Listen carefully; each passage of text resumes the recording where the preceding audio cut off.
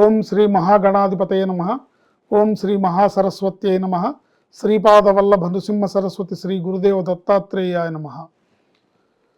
శాంతం పద్మాసనస్థం శశిధరమకుటం పంచవక్త్రం త్రినేత్రం శూలం వజ్రం చ ఖడ్గం పరశుమభేదం దక్షభాగే వహంతం నాగం పాశంచ ఘంటాం ప్రళయహుతవం సాంకుశం వామభాగే నానాలంకారయుక్తం స్ఫటికమణినిభం పార్వతీశం నమామి. శ్రీమాత్రే నమః. 99 టీవీ ప్రేక్షకులకు శుభోదయం, నమస్కారం. నేటి పంచాంగం. నేడు అనగా నవంబర్ 15వ తేదీ 2024 సంవత్సరం శుక్రవారం. ఈరోజు పరమ పవిత్రమైన కార్తీక పౌర్ణమి. ఈరోజు సూర్యోదయం ఉదయం 6:24 సూర్యాస్తమయం సాయంత్రం 5:36. ఈరోజు పూర్ణిమ, శుక్ల పూర్ణిమ మధ్య రాత్రి 2:58 వరకు. పూర్తిగా ఈ రోజంతా కూడా చక్కగా నిండు పౌర్ణమి ఉంది. అట్లాగే నక్షత్రం భరణీ నక్షత్రం రాత్రి 9:55 వరకు. యోగం వ్యతిపాత యోగం ఉదయం 7:29 వరకు. తదుపరి వరీయాన్ యోగం రాత్రి 3:33 వరకు. ఈరోజు కరణం భద్రకరణం సాయంత్రం 4:38. బాలవకరణం రాత్రి 2:58 వరకు.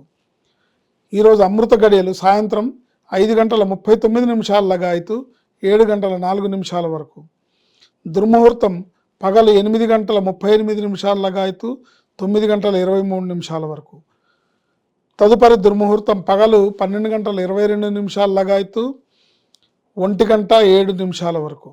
వర్జం పగలు 9:05 లగాయతు 10:31 వరకు. ఈరోజు పరమ పవిత్రమైన కార్తీక పౌర్ణమి, అందున శుక్రవారం, అందున 15వ తారీఖు. అంటే 15 అన్నా కూడా అష్టైశ్వర్యాలు భోగభాగ్యాలు. సంఖ్యాశాస్త్రం ప్రకారం 6వ నెంబరు. శుక్రవారం అంటే శుక్రుడు, అమ్మవారికి ప్రీతికరమైన శుక్రవారం. కార్తీక పౌర్ణమి చాలా విశేషం. శివకేశవులు ఇద్దరికి కూడా పరమ పవిత్రమైన ఈ కార్తీక మాసంలో 365 ఒత్తులతో సహా అనేక రకాలుగా దీపారాధన చేయడం, దీపాలను వెలిగించడం, శివాలయంలో దీపాలను పెట్టడం, అన్ని రకాలుగా కూడా ఐశ్వర్యప్రదంగా ఉంటుంది. ఈరోజు మనం అమ్మవారి పూజ చేసుకోవచ్చు, పరమేశ్వరుడి పూజ చేసుకోవచ్చు, విష్ణుమూర్తికి పూజ చేసుకోవచ్చు. ఈరోజు మీరు చేసే పూజ, ప్రార్థన, స్తోత్ర పారాయణ, జపానుష్ఠానం ఏదైనా సరే అక్షయప్రదంగా మారుతుంది. ఎందుకంటే ఈరోజు కార్తీక పౌర్ణమి కాబట్టి విశేషమైన అభిషేకాలు చేసుకోవచ్చు. ఆర్థిక స్తోమత ఉంటే ఇంట్లో చక్కగా కుబేరు పాశుపత అభిషేకం చేసుకోవచ్చు. అట్లాగే శ్రీ సూక్త సంపుటీకరణతో అభిషేకం చేసుకోవచ్చు.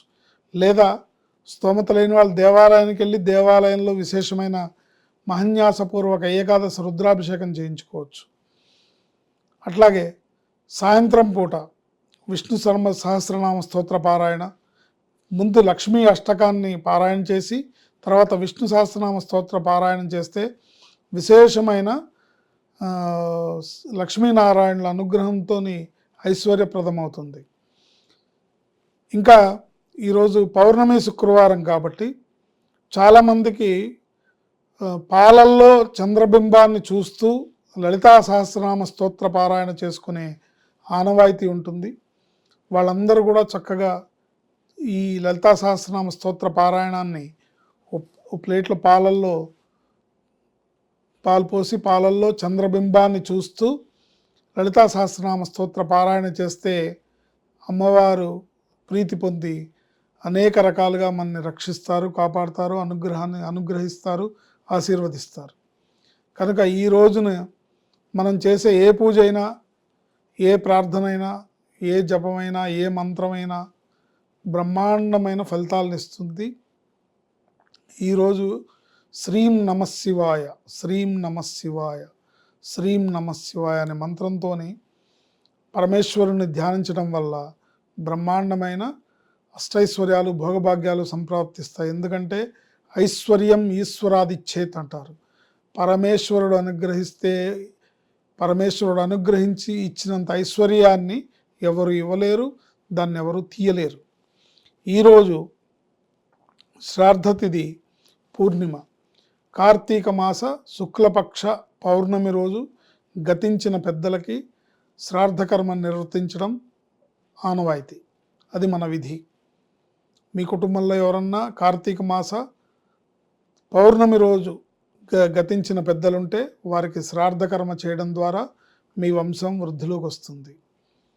ఈరోజు శ్రీం నమ శివాయ అనే మంత్రంతో కానీ, ఓం ఐం హ్రీం శ్రీం శ్రీమాత్రే నమః అనే మంత్రంతో కానీ, ఓం నమో నారాయణాయ అనే మంత్రంతో కానీ మీ ఇష్టదైవం ఎవరైతే ఆ ప్రకారం ఈరోజు అంతా కూడా ఈ పౌర్ణమి నిండు పౌర్ణమి గడియల్ని అనుభవిస్తూ చక్కగా దైవానికి దగ్గరగా మనం పూజించుకున్నట్టయితే బ్రహ్మాండమైన యోగం మనకి లభిస్తుందని చెప్పచ్చు. శ్రీమాత్రే నమః. శుభం లాభం జయం.